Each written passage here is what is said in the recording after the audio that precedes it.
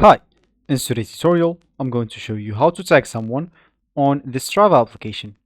So first of all, of course, all you need to do, just go and open whatever browser you're going, sorry, not browser, I mean phone, you're going to use to follow the tutorial steps or even tablet. Of course, once you do that, you will then like to have a Strava application already downloaded into your phone. If you have it, that will be great, but if you don't, you will have to go and download it through Play Store if you're using an Android, App Store if you're using an iPhone, or any other store you could be possibly using. Once you actually downloaded it, just go and open it. They will ask you actually to log in into your account. If you have an account, make sure to go and log in into it.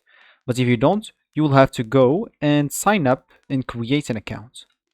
Of course, they will give you three options to create your account. They'll give you the Google option, the Facebook option, and the email option. Choose whatever you want and or whatever suits you and just sign up and create your account. Of course, once you logged in or create your account, you'll find this is your home screen or your main screen, and of course, you'll find yourself at the home of the Strava application.